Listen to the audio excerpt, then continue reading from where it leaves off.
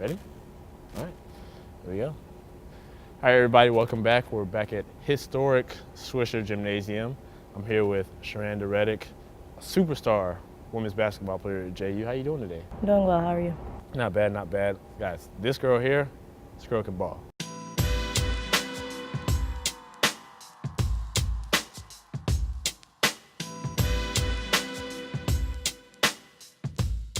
Sherranda Reddick. She can ball. But let's take a trip back in time. Before you got here at JU, played at Ribault. Pretty prestigious school. There's a lot of accolades there when you got there. How was that going in? You can see all the banners on the wall. You know, were there any nerves like coming in? Like, how did you manage to process that? Absolutely. Coming in after such like a great style of play, you have Coach Austin, Coach Wilkes, Dorian Williams, Erica White, being one of my mentors, Erica White. It was really motivating to come in after them. It made me work hard every day because you've seen their history on the wall constantly. So, you know, it gave me something to push for. Nice, I like it. And something to push for, speaking of something to push for, state champion, you got one. So you're there in history now, so you got a banner for yourself. Tell me, what was that like? One, winning the state championship just for yourself, and also you added on to the history of such a great school. Well, having Coach Dorian, Coach Williams as one of my coaches, you know, she would constantly tell me, get in the books, get in the record books, and, you know, leave a legacy, make something of your own. Winning that state championship, we came in second my junior year, so that was really a big, like, that was a big push for me to go get it my senior year, and I had an amazing opportunity to play with a great group of girls. They were really young, they were hungry, they just wanted to win, so they made my job and my life a lot easier. Hey, that always helps. And like we were talking about earlier, you have a friend on the other side of town. Sierra Shepherd plays for UNF. You guys were once teammates, now rivals. What's that relationship like now? Honestly, our relationship, it really hasn't changed much. We constantly text and talk throughout the season, check on each other, see how each other are doing. But when we step on the floor, it's go time.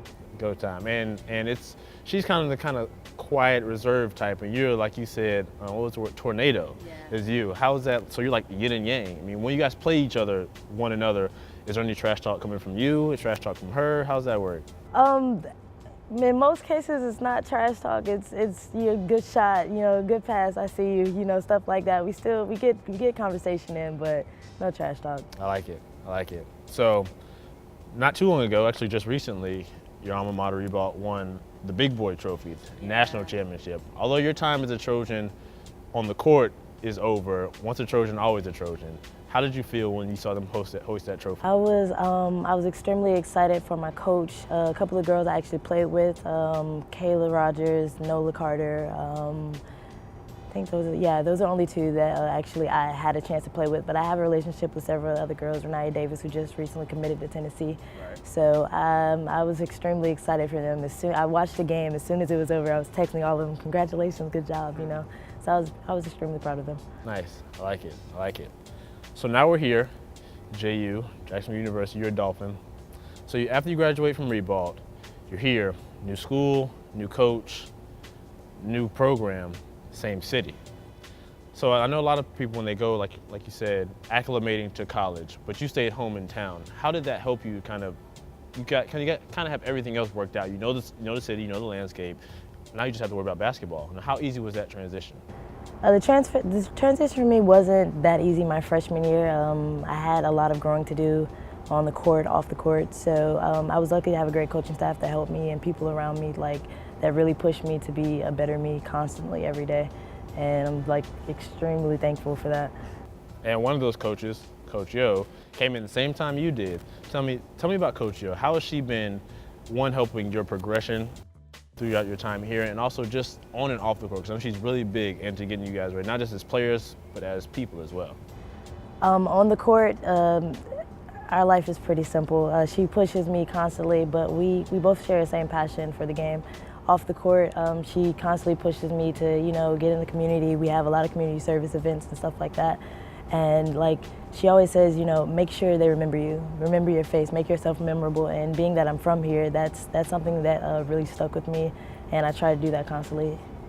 And speaking of making them remember you, one thing they'll remember you for is being one of the short people on the list of 1,000 points, which you've now accumulated, 1,000 points. You'd like to fill it up, huh? Yeah, I try to. So tell me, receiving that kind of accolade, getting 1,000 points, so like you said, your name's in the record books again.